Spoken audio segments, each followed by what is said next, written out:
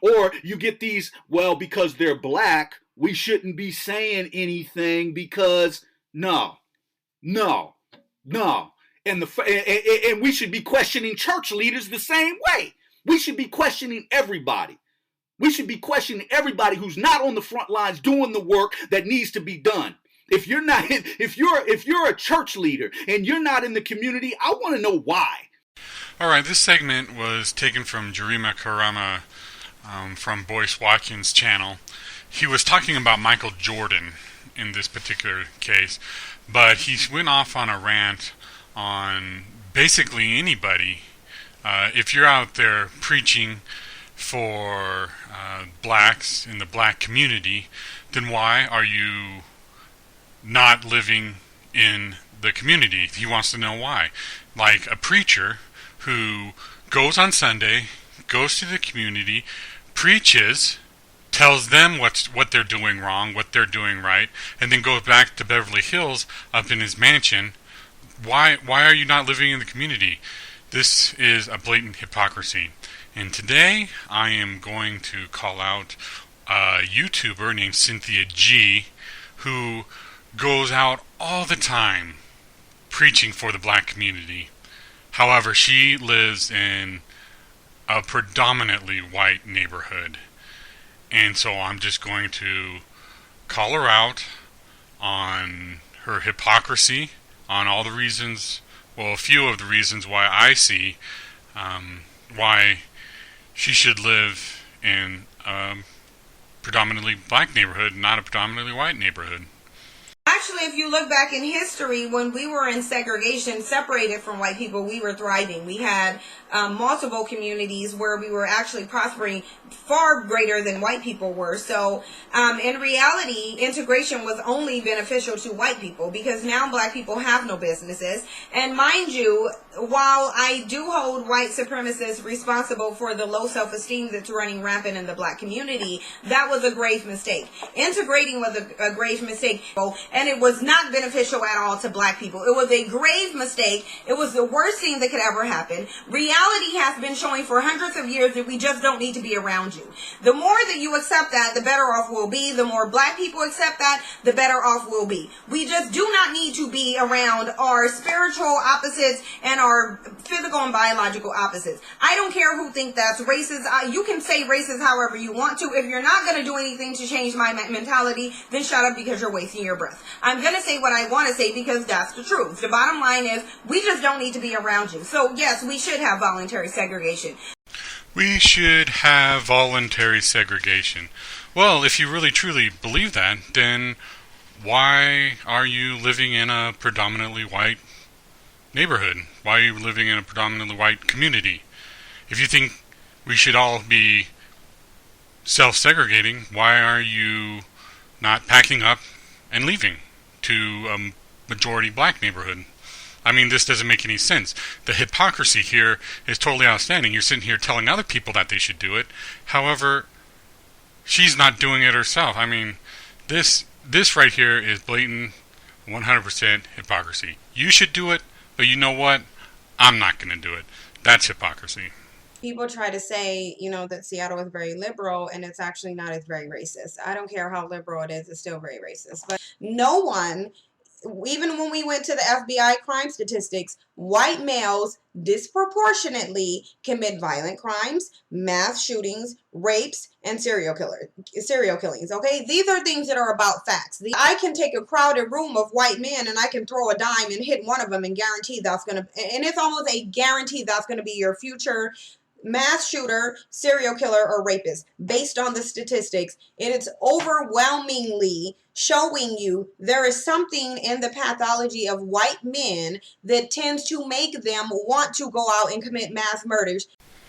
It is obvious here that Cynthia G does not feel safe being around white men. It is obvious that white men are more dangerous than blacks. So the question is, why would you live in an area that is much more dangerous than another area that you care deeply about? Why would you even stay in that area? If you truly fear for your safety, why would you even stay in an area that you truly fear for your safety? This doesn't make any sense. Hey guys, so I wanted to just come on here. I've been away for a little while. I went to visit LA, where my family is actually from and where I'm from. So I visiting family. And the one thing that I noticed was something really disturbing to me. What I noticed is that how incredibly gentrified LA is. It's not even just gentrified. I would actually call it the new Jim Crow. Truth be told, let me get this camera right, because I'm trying to drive and do this and this camera is just acting real dumb.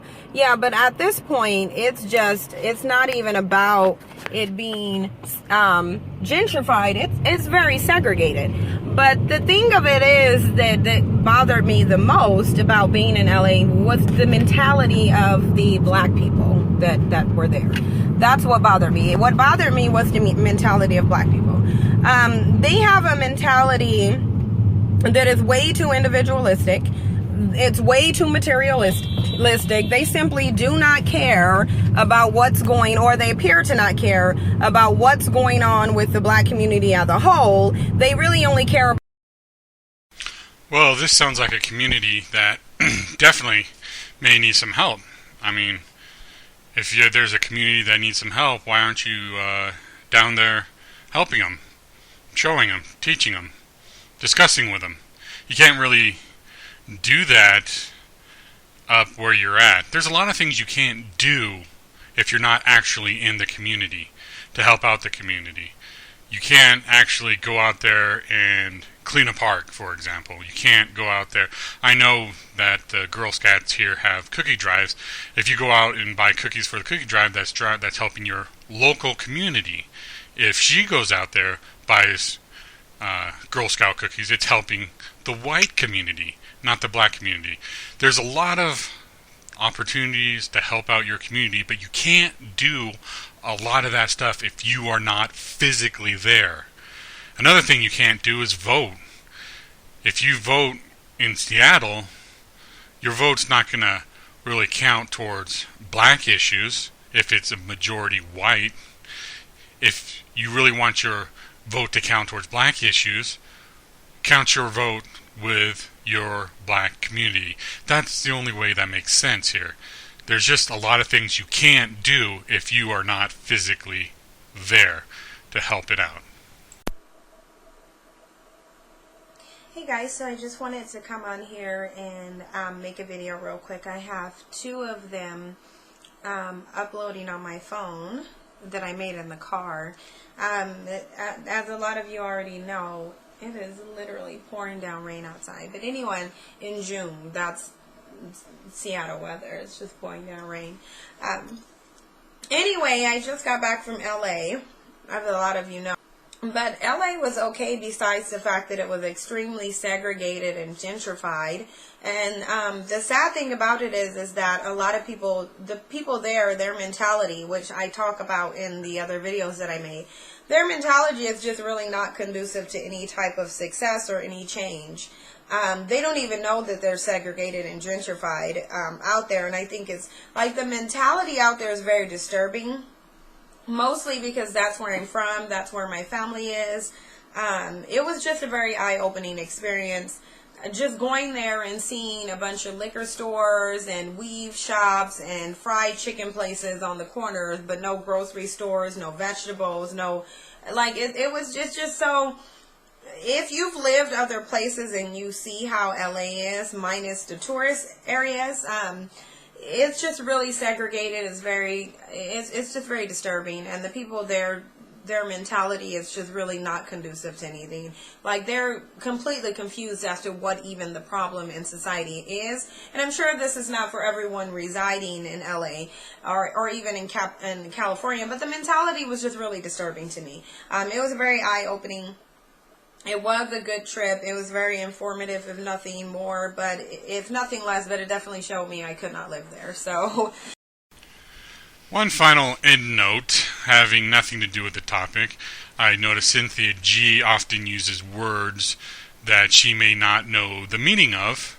Like in my other video, I talk about something she does not know the meaning of, so I have to define it. And today's word is gentrify.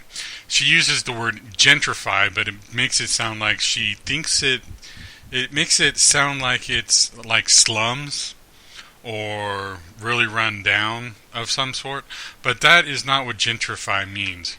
Gentrify is renovate and improve, especially a house or a district, so that it conforms to a middle class taste, to make someone of their way of life more refined or dignified.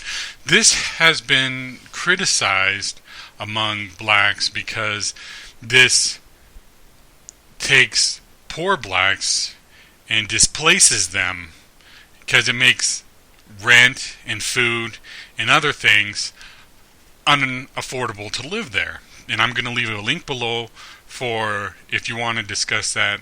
I don't agree with the person discussing this, but it's just noting that the word gentrify she is misusing in her last few statements on the video.